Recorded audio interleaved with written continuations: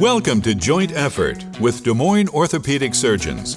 This podcast covers the pain and injuries that are associated with muscles, ligaments, and joints. Welcome, everybody, to the Joint Effort sponsored by DMAS. Today we have a distinguished guest, Dr. Chris Nelson, good friend of mine and also DMAS's most senior hip preservation specialist. Welcome, Chris. Thanks for having me, buddy. I'm excited to be here. Chris, this doesn't sound right. You mind if I call you Nelly? Absolutely, it's fine. I don't think I've called you Chris in 5 years. It'd feel weird. So Nelly, you know, pride and joy of Urbandale High School. Right after Ian Lynn, of course. Yeah. Oh, that's right. We have another doctor. We have three of them. Isaacson is a little bit after me, so it's kind of a legacy here. That's a From good. The U. If you go to the U every 10 years, you might be a DMAS doctor one day. Spread out on the wall, different spots. Yeah, absolutely. Yeah. So you ended up going to a bunch of different places along the way. Yep. In your education. So where'd you go to undergrad? University of Iowa. So I was there for 4 years, and then back to Des Moines for medical school here in town. Yeah. And out to Michigan State for residency, which was You're in Detroit, weren't you? Detroit, yeah. Still a homeowner there, unfortunately. No, you're not. Yeah, we are. We bought, and actually I started my residency in 2004, right before the auto crisis. So we're still a homeowner there, which is really nice. So 2008 comes along and you're underwater. Yeah. I would have had to bring money to the table to sell my house. I couldn't even give it. Wow. Would have been better off lighting a match. That happened to me too, and we had to take the cut, and we couldn't find renters. I'm assuming you have a resident or a med It's been a or good something? renter's market, yeah. But it was worth like 25% of what we bought it for, which is, I'm not a financial guy, but I think that's not good.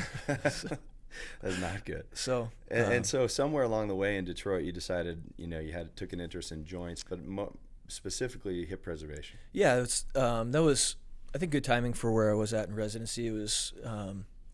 As you know, hip arthroscopy was starting to develop more. We really didn't have it as much of our program, but got interested in it, and it was good timing. Searched around some programs. I wanted to do joint replacements because I like doing that. So I was really fortunate. From there, I found a program where you could specialize in both hip preservation, which is hip scopes, as well as hip replacement, and kind of treat the whole spectrum. And so that was where we went for fellowship. That was WashU St. Louis, and a great year there. Dr. Closey, Dr. Barrick, Dr. Nunley, they were fantastic. And so that, I think, kind of helped, and it also helped fill a niche that DMAS needed also. Devin Getz was and is our recruiting chair, and he's a joints guy, and he was aware of our need for somebody who does hip scopes. Right. So thankfully, I made contact with him as I was getting ready to start fellowship, and so it kind of fell in line. How many years in practice are you now? This is starting my 11th year, 10 years. Did you ever think 11 years in you'd take a 2-month break?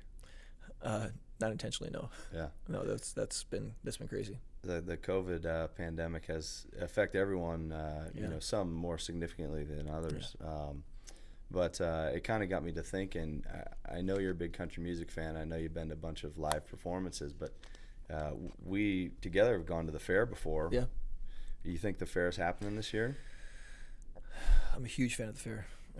Fair food as well as a love of mine. 10,000 calories in 3 hours. You got to give yourself the pass, and then you're okay as long as you go into it with that. So I hope so. I don't know. I mean, I saw a bunch of patients just today who were 3 months out from hip scopes, and talking with them. I mean, that was not that long ago, and there's a totally different world. So, now 3 months forward from now, who knows? I mean, I hope so. I don't know. But it just seems like things have changed so much. But absolutely. What did in terms of you're a pretty fit guy. You exercise a bunch, but everyone had to kind of rework the way they stay in shape through this whole thing if they desire to do that. Yeah. Tell our audience kind of something that you and I made. We made some goofy promise the first day of quarantine, and that was great. We didn't have as many takers on it, but for me that was huge. So we had one other taker. We did, yeah, we did, and then some others have come on since. But so as you know, you sent the text to actually a few of our people in our exercise group, challenging us to do 100 burpees a day until we do another elective surgery. I think was the exact challenge, and I mean, not to get too much into our exercise group conversation, but that's been, I need that.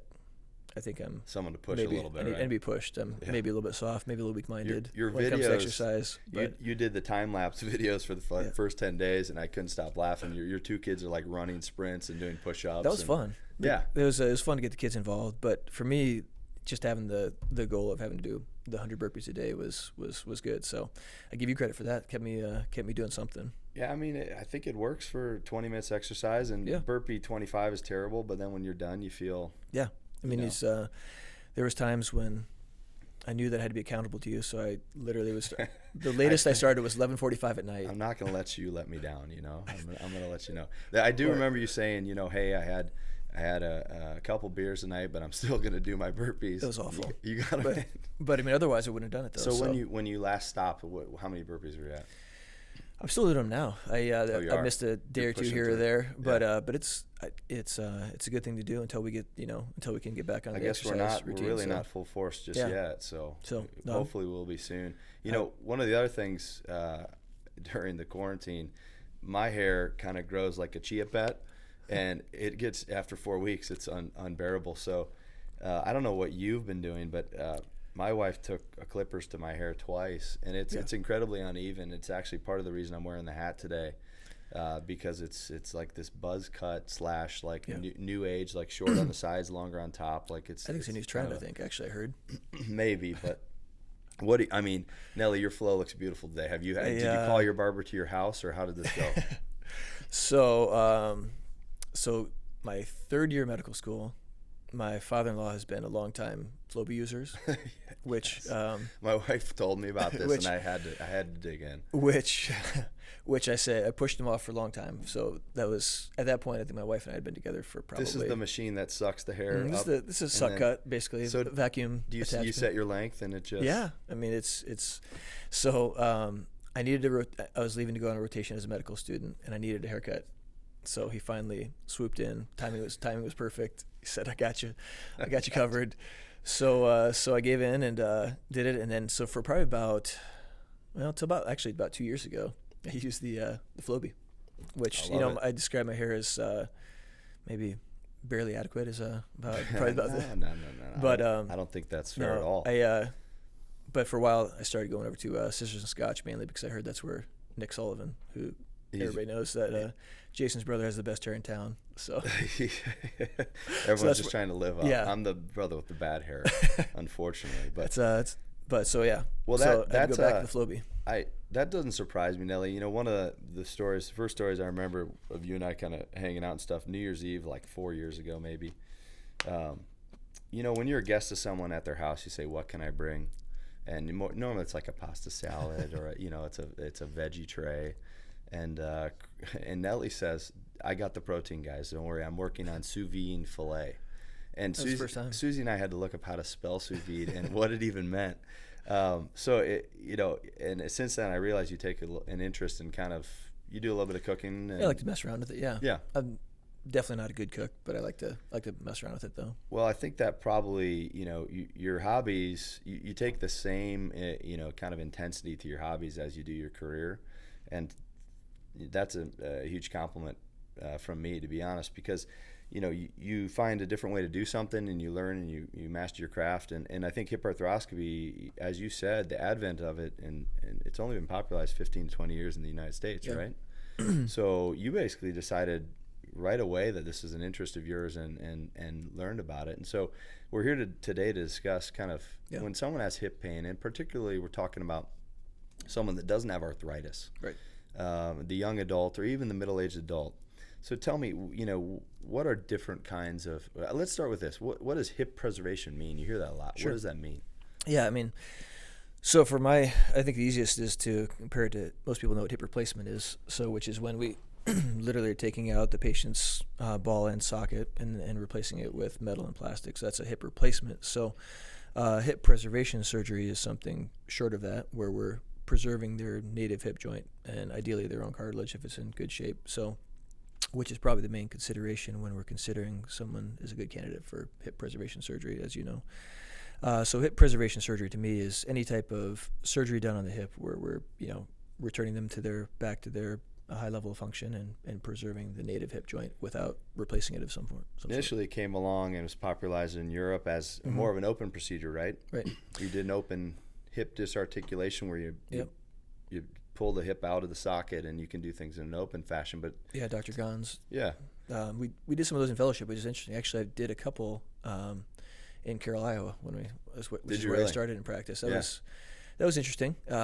It went well, but I think as you know, as time goes on, you get better with hip arthroscopy. Those were for patients that had kind of circumferential hip impingement, which we can come to and talk still about. A surgery that's utilized. It is today, and right? And there's still some indications that we just can't do with hip scopes. That the open surgical dislocation is still the surgery of choice, but it's a powerful technique. It's just that we don't have to do it as frequently, but it's a hip preserving surgery as well. So when we're talking about someone who has hip pain, and we're talking about a hip scope, and we'll get into the details of what does that mean, but what are some pain generators around the hip that a patient can have? Sure. I think the biggest one, as you know, because you do the same as well, is the hip labrum. That's what I think people usually come in with. That's the diagnosis that a lot of them have from having a previous MRI. So the hip labrum is probably still the number one. When you say labrum, describe for our audience what that means. Yeah, the labrum is I describe it as basically like a gasket around the rim of the hip socket, more or less. That's its function as well, is to provide a suction seal to the hip joint. So it's basically a cartilage ring that goes around the rim of the hip socket. It can be torn, especially if certain underlying conditions like hip impingement, which is too much bone around the hip that kind of smashes into the labrum more or less, or hip dysplasia, which is a hip condition where the hip socket's too shallow. Okay. So, all right. But I think impingement and labral tears are probably the two most painful things that probably both of us see. When do you see, what type of patients do you see with labrum tears that have hip pain? That's the interesting thing. So probably the most common, I think, I imagine we both agree, the most common is probably the patients from teenage years through 30s, are the kind of the classic ones. But as you know, we can see patients in their 40s, 50s, and even 60s with labral tears with no real sign of arthritis. Okay. So I mean, it can get up there, and I think there's some debate, especially as you get into the 50s and 60s, about whether or not that's best. There's some hip arthroscopists who just won't have patients above 40 even be considered for surgery, for hip preservation surgery. The good and the bad part about my practice is, going from covering both the hip preservation all the way up to hip replacement, is that, for some of those patients in their 40s and 50s, they don't have arthritis yet, so they're not good candidates for hip replacement. So I think they're still good candidates for hip preservation. So is it, excuse me, is it advantageous then to be a guy like you who can do both? I mean, you can replace a hip, you can also scope a hip. So having that insight into how a patient does in both circumstances, there's a lot of gray area. It is. Does that help you in making the decision? It does. It does. It's probably one of the main reasons I wanted to do that fellowship that I did. And it's one thing I like best about my practice, is being able to, talk to patients about pros and cons of each. Yeah. Maybe saves the patient a little bit of time to have that opinion from the same person. Okay. So in addition to labrum tears, and we're not going to go into this too much, but for our audience, there's joint pain, and then there's some sources outside the joint that can be painful as well. And you address those in your practice too? I do. Yep. Similar to you as well. I just saw a gentleman that probably tore a muscle on the outside part of his hip, which is, I think most patients are familiar with rotator cuff tears. So it's, as you know, kind of like a rotator cuff tear of the hip. Yeah. So You're talking about the gluteus medius? Yeah. Yep. Gluteus medius tear. Most likely, yes. We have to get the MRI, but that's what he had some weakness with bringing his leg out to the side, which is a common symptom of it. I think it's probably outside the hip, probably the most common thing that I deal with. I imagine you as well. And if you have, let's say you're a college athlete and you're worried, you're having some vague hip pain, and where does the labrum hurt? Like, some people, it's the hip is not an easy joint to sort out in terms of pain sometimes. So it is, and some patients point right to the groin, and are surprised to realize that's where true hip pain is typically located. I mean, it can be deep in the gluteal on the side, but classic deep joint pain, as you know, is kind of deep in the groin. Okay.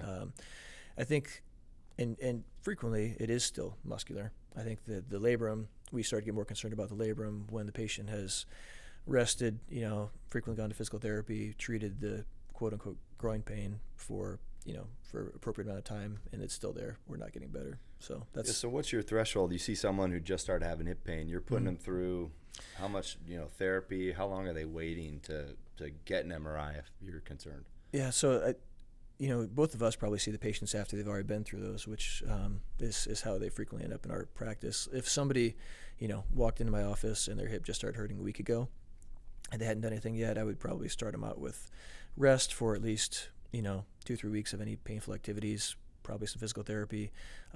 Beyond that, for at least another, 4 weeks of trial.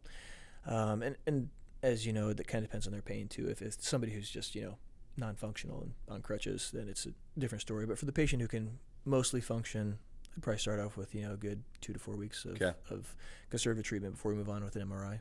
And if that groin pain, which, I think by and large groin pain is probably the most common location of a labrum tear to present. Yeah. If that continues, you get, do you just go straight to an MRI, or is there any value in X-rays? Because Sure. And I ask you that, Yeah. we know the answer, but Yep. a lot of patients say at the front desk, I don't need X-rays, I have an MRI. Yep. What's your Yep. response to that, and why is it valuable? That's good. That's a good question. We do get that a lot, and it's a fair question because there's an assumption that's an understandable assumption that the MRI is the end all be all because it does show the labral tear, as you and I both know. Going back to some causes of the labral tear that I mentioned earlier, the hip impingement, hip dysplasia, those are really the two big reasons why. Well, as well as ruling out arthritis, those are probably the three main reasons why both of us get X-rays. So hip impingement again is basically a condition with extra bone around the hip that can predispose patients to labral tears. So we get some certain views that are typically not done in their previous doctor's office, which is another comment that patients will ask about a lot too. Is they'll have X-rays somewhere else. They'll ask what makes our X-rays different. You and I both get a couple extra views that are unique for that, as well as hip dysplasia, which is again hip condition where the hip socket's too shallow, and then finally arthritis. Yeah. So those are the reasons why X-rays are still important. I will say, there are certain days you and I operate in adjacent ORs, and I noticed that on the wall, you're very meticulous, and not only do you have the patient's, X-rays on your imaging and monitors, but also you've printed out X-rays and you have all sorts of angles measured out too. Yep. So clearly you use them intraoperatively for some value to figure out what you're going to do. And is that mostly when you're doing your bony resection? It is for that part of it, as well as just a reminder about where how deep their socket is, and the coverage where if I need to take any bone off the socket side as well. And so there's two kinds of impingement, cam and pincer impingement, right? So can you describe for our audience, what both those are briefly, and then Yeah. So basically, cam impingement is on the side of the femur, the femoral side. That's probably the more destructive one to the labrum. That's the one that can cause early arthritis a little bit more. It's on the femoral side. It's when the femur gets kind of egg-shaped instead of round. So that seems to be a more common one, at least in my practice. And then the pincer one is when it's kind of coming off the socket side. Okay. And that's where we can see some labral calcification with that. And then you could also have both. You get both, of which course. makes it for an interesting case. Makes both of our jobs harder when we have without to deal with that. So you've worked everything up, and then you have an MRI, and someone has a labrum tear. Do you require that they have a diagnostic injection in their hip joint to alleviate their pain before they go to the OR? Do you prefer it? How do you go that route? I prefer it. I mean, if we can, I tell everybody, listen, if I had a perfect situation, we'd have a diagnostic injection, which for people who don't know, it's when we inject numbing medicine into the joint, and if their pain goes away, that confirms that's where the pain is coming from.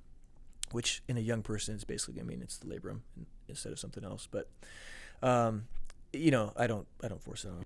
So mainly if you're confused, or if if the patient's kind of on the fence, will this help me or not? It's a nice thing to add or whatever. Yeah. Is there such a thing? Can you wait too long? Like if you have hip pain and you're a 25-year-old, and you just grunt through it, and 5 or 10 years later your hip pain's escalating. Yeah. Is it better to come in ahead of time and see you? I think I'm a big person who believes in just at least getting information. I think so the 25-year-old who has hip impingement, that's what I'd probably worry about the most, especially if they have a big cam lesion. Why are you worrying? So what's that's the down. That's the one that that's the chem that causes the arthritis. And what's the downstream problems if Yeah. they wait? I mean, if that person maybe came in a little bit earlier, and say when he's 25 and was just toughing it out, and some of these people who just don't like doctors, I get that part of it.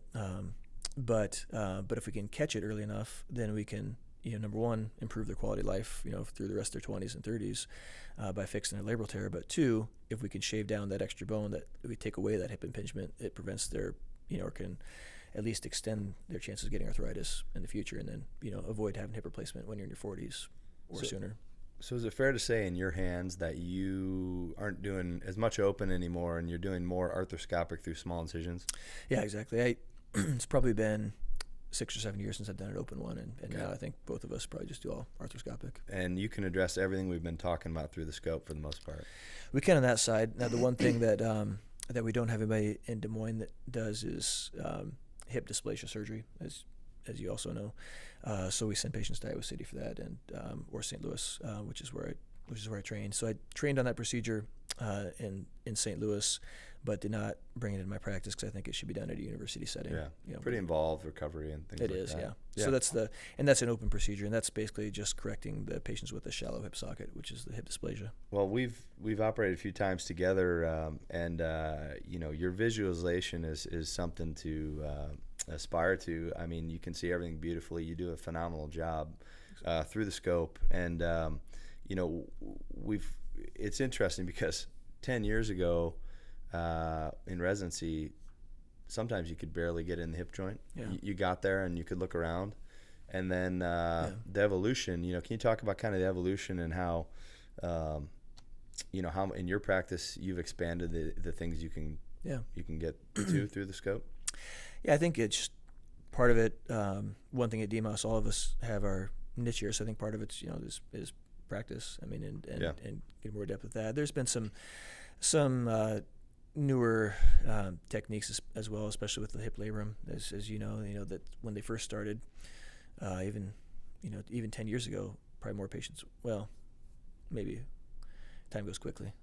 Maybe not 10 years ago, maybe 15 years ago, they were taking out labrums as opposed to fixing them. I think the anchors have gotten better, so it's allowed us to fix more labrums in tighter spots where there's less bone, and I think that's helped as well. And if a labrum looks terrible, and are you going to fix a terrible looking labrum? Or are you going to take it out? And what's your Sure. We do some reconstructions together, circumferential, and or I should say span the entire labrum. Mm-hmm. What's your take on that? Where are we going with that technology, you think? That's a great question. I think I'm always somebody who's a little bit hesitant to be the first one, but I also don't want to be the last one to do things. And that's kind of how both of us probably approached the labrum. We've been good about keeping me open to new things as well. Yeah. So I think our first tandem labor reconstruction was your patient, and so but thankfully I think you'd agree that's been a great tool to have in our bag, and especially for those patients that just have the irreparable labrum, or the labrum to just, thankfully there's not many patients who their labrum just won't heal, but occasionally get one that just doesn't heal because it's now at least you have that down. You have that second step. Yep. Before us, we fixed you. Hey, you still have pain. I'm sorry. Yeah. And 20 years ago, people were probably told, "Hey, we don't really know why you have hip pain," or 25, right? And is it amazing to you how prevalent it is today versus the fact that this procedure really wasn't even happening, 25 years ago? It is. I mean, it's probably at least 40% of my practice is just purely hip labrum and hip preservation surgery. So there's clearly a lot of it out there. There's probably always been a lot of it out there, but I think it was just under-recognized, which is nothing against anybody in the past. I mean, I'm sure there's things right now that you and I aren't familiar with that are out there that are causing us to scratch our heads. I talked to Steve Taylor, who is along with your dad, one of the guys who put DMOS where it is today, and asked him, what did you do about these patients when they came to the clinic? And he said it was just tough because they didn't have the information about labral tears. So they were seeing him, but we didn't have the and it was just this young adult hip pain that was poorly described, and it'd be a tough conversation to have. So fortunate to have the information we have and to be practicing the time when we are. So yeah, there's no doubt about that. Do you think, going forward, do you think that are we seeing everything, or is this procedure going to continue to, I feel like it's every year there's more of them, right? You can't even get to all of them. Yeah. Is there something we're doing in society that's different? Are That's a good question. kids going through more strenuous activities these days? I do worry about that a little bit. It's hard to. I think that there's certainly activities that are harder on the hips, and just in general. I worry. I'm not sure about you. You're a shoulder specialist as well. I mean, it may be similar to the baseball players who are playing baseball year round. I'm not sure how much you worry about their shoulders, but for me, dancers and I worry about the dancers with doing dance. Many hours a day, Right. all year round. I think that's something I worry about. I think there's definitely something to the pediatric overuse injuries and put them at higher risk. Do you ever get the question, someone's had a knee scope and so it's like a 2-week recovery and they're like, oh, it's a hip scope, I'm good in 2 weeks, and you got to re-engineer their whole thought process. I mean, it's a decent recovery, correct? Absolutely. It's one of the things I'm sure both of us wish was, it's similar. I tell everybody it's similar in name, but that's kind of where the similarities end. I mean, it's probably, and this is what also is still, even for somebody who kind of specializes in both hip preservation as well as hip replacement, right. It still is hard for me to believe that through those 3 incisions, it's a longer recovery than even hip replacement is, which is just still even hard for me to believe, even though I do both of them, all the time. Absolutely. So I tell patients. When do you let them return if they want to play sports? I mean, what's the earliest you'll let them try? So teenagers are lucky. They, as you and I both know, they recover quicker. I mean, depending on the sport, I'll get them back as soon as 4 months. Okay. Sometimes if it's somebody's high risk, up to 6 months though. Average patients, and I'm maybe a little cautious with that, but 5 to 6 months, for time to return to sports. If it's a lower risk sport, they can probably get back a little bit quicker. And if you have someone middle-aged who doesn't need to be doing certain things, are you saying, hey, try and stay away from lunges or deep squats? Do you say eliminate some part of the things you used to do, or do you say do whatever you want to do and we'll deal with it if you re-injure? I do. I think I'm not sure about you, but I feel like we have those patients who are just kind of in the back of your mind. So I think for somebody who's been through, put in, 6 months to full recovery, it could be up to a year for hip scopes. Somebody who's put in that amount of time. If it's me, I would just be cautious with some of those activities. So that's my approach. I'm not sure about you. Yeah. No, I mean, I completely agree. I think we align on a lot of these things, and but it's great to get your insight. Yeah. We definitely appreciate you coming on today. Thanks for having me. It's been this is exciting. Our audience, got to hear from one of the busier hip scope guys in the Midwest, and so it's been awesome just in 7 years to see your practice grow. And I think honestly, coincidentally, the amount of hips we see at DMOS have grown because of your leadership and stuff. So well, likewise, it's been fun. Thanks, Ben, for coming on. Appreciate it very much. Thanks, man. You got it.